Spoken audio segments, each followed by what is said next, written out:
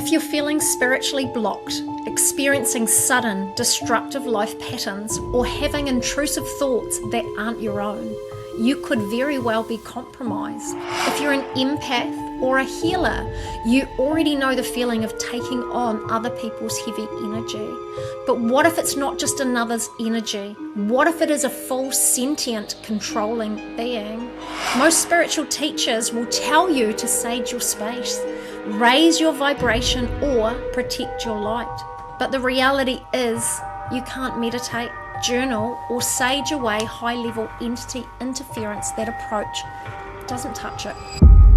I'm Tracey Gillies, and I have spent the last decade commanding and releasing demonic and multidimensional entity interference at the highest levels, not from theory, but from lived survival, reclamation, and sovereignty. I wrote the book on it, literally.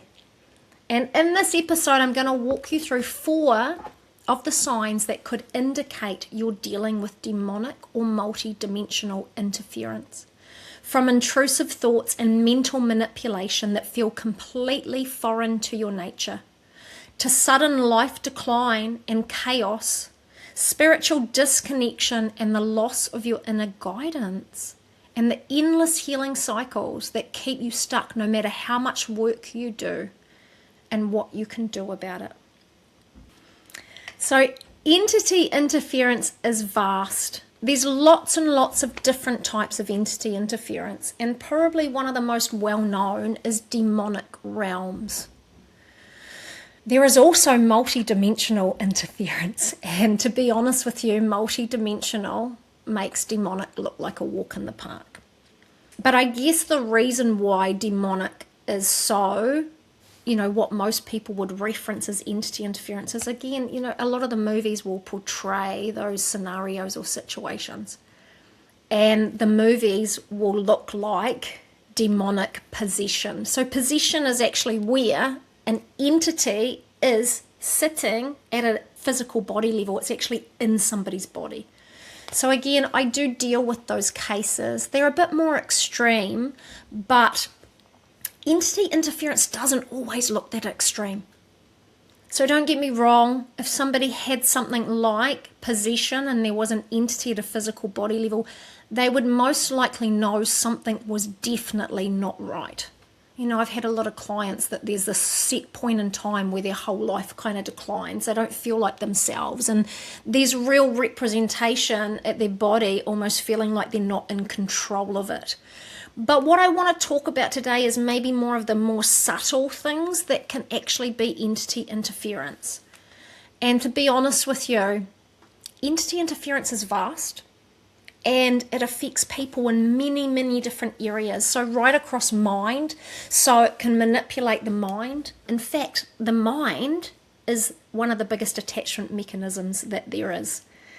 So the most important thing to understand with entity interference needs an attachment mechanism, a loophole, an opening, a likeness to attach to. So a lot of teachers will talk about saging and protecting your space. It doesn't work like that. In fact, if you are a healer or a person that has issues with entities and you know it, that you often have these attacks, it means there's a bigger issue. I'm going to talk about a few more things in a minute around that and why those things will be in place. But it's usually deeper than what people realize, and there's always a reason for things being there. But one of the biggest places that entity interference can manipulate is the mind. Now, demonic realms work a little bit differently. Demonic interference is not sentient, which means it's not like its own thinking being. It doesn't have its own agenda. Demonic realms simply feed off suffering, disconnection. They amplify almost like separation and programs that are already in place, so they feed off that. So they almost need like fear-based programs to attach to. And the mind is the biggest one. And so they can then amplify negative thought associations. So maybe there's self-loathing or, again, kind of self-esteem, or there might be childhood trauma or different things that are sitting at an unconscious level. So what I like to say about entities all the time is entity interference can see all of our spiritual matrices, and they can see all of these areas that they can attach to, and they need a place to connect with. And so they then amplify. So negative thoughts, but amplified negative thoughts.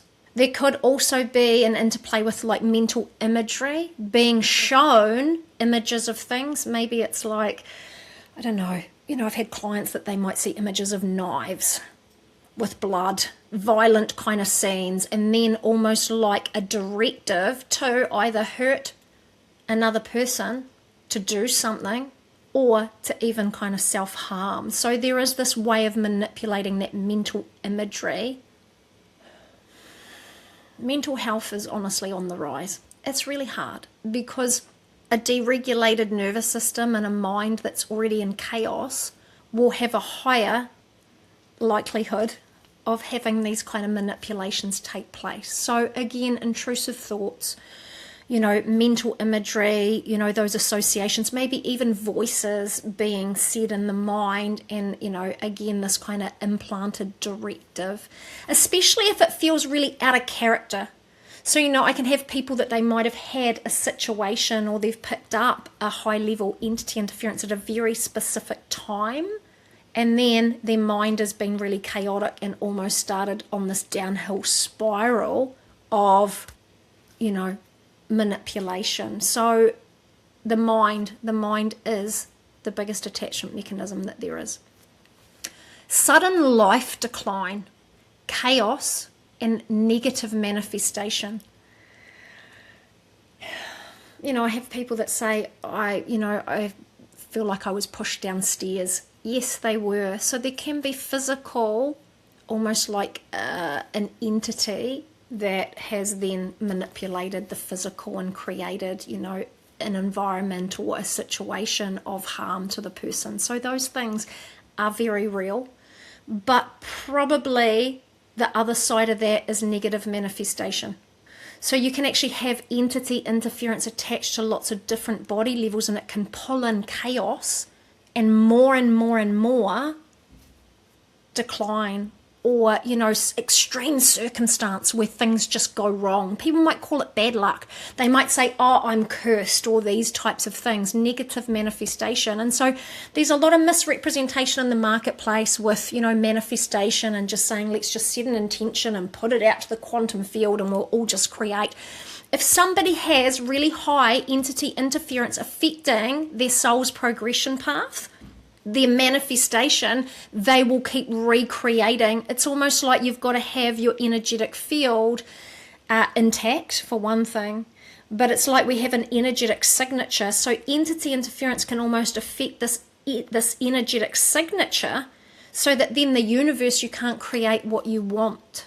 Negative manifestation is a huge one that I see all the time. Maybe the same accident repeating. Maybe somebody that's been, rear-ended in a car and has had whiplash, but the same accident has happened 3 or 4 times in a row. I've even seen it like 8 times. That's not just by chance. That's negative manifestation, and generally there's entity interference that is attached to it, creating this life circumstance decline. Spiritual disconnection and loss of inner guidance. Demonic interference I talked about. It exists up to somebody's 9th dimensional aspect, can affect lots of different body layers and levels. It just amplifies suffering and disconnection and disassociation. But multi-dimensional interference intercepts a person's 10th dimensional aspect and creates a huge misalignment to their higher soul. You can even have something called suspended animation. It's almost like it would be a higher restriction than dark night of the soul. What I see all the time is healers who can access other people's energy, who are very good at healing and have this amazing intuition for everyone else. But when it comes to themselves and hearing their own inner guidance, there's almost like this silence or this block. That is a sign that they have high-level entity interference. And what high-level multi-dimensional interference will do, it's like we're this energetic, it's like we're a food source, really. They siphon out energetics, but they also claim our unclaimed gifts. So a lot of healers and people that work with energy, they will have this path progression or this potential, and again, it locks them out of that change and transformation pathway. And so it creates a huge disconnection to their soul, to them up-leveling, to expanded consciousness, again and again, all these different things. But one of the biggest areas that I see all the time, remember I said that entities need an attachment mechanism. Often if somebody has an issue with entities, there is kind of this pathway that it's come through to at another point in time. And it might be even childhood trauma. So a lot of people have done endless healing on their childhood trauma. But the thing is, if their childhood was laced with fragmentation, disassociation, disconnection from a parent or a guardian that didn't look after them properly. So there might have been alcoholism, there might have been drug addiction, there might have been sexual kind of trauma, or even just neglect, right? So a parent is actually the gatekeeper for a child until they're 16. They're responsible for their sovereignty. If a parent doesn't do that job properly and there's all this interference, it's almost like that person, even as they grow up past the point of 16, is not their own gatekeeper. They will have a lot of high level entity interference that is claimed almost that right. And this is one of the biggest things that I help set people free from, because I see it. I see this. The last kind of point I want to make is endless healing cycles. This is one of them. If you are in this constant dance with rehashing and looking at the past, you're missing the pieces. It will be high-level entity interference. Narcissistic relationships hold a lot of high-level multidimensional interference. I always say, if you make a person upset, angry, you don't worry about the person, you worry about what was attached to them. And so people can have this high-level multidimensional interference that they've never been able to see, address, and they're constantly working in the weeds of healing. So spiritual disconnection, endless healing cycles. But if you are a healer and you work with energy, maybe you're empathic, and again, you know that you kind of are always over-engaging with another person's energetic field, or picking up kind of energetic fragmentation, there's generally more to it. You will carry energetic programs for transference and for entities to attach. So this, again, as I said before, it's not about protection. It's about healing these energetic programs, attachment mechanisms, so that there's no more place for things to attach to. And another probably big sign would be transition states at night time. So someone might be asleep at night and they often have interference come through, even like in a dream kind of state. There's transition states, so even sleep paralysis is generally entity interference. Any kind of sexual engagement at night time is always dark energy entity interference. There is no benevolent beings or light beings that are engaging with a person's energetic field and interrupting or, again, creating a restriction to somebody's sovereignty, their own free will. So again, that is another sign of entity interference. I could talk on and on. So in here, in my book, I've given all the different types of entity interference. Conscious awareness is key when it comes to entity interference. Understanding where, why, how something is attached is one of the first steps to start to reclaim rights. But with entity interference, it is actually about governance and being able to command spiritual authority. Again, I talk about all of these areas in my book. It is vast the way entities attach right across mind, body, soul, and, understanding those things creates a place to start from to create more and more re-regulation. So if you would like to know more, please go and look at my book. The Truth Behind Entity Interference is the best place to start. And if you liked this episode, please subscribe or follow. If you've got any questions, drop them in the comments below, and I'll see you in the next episode.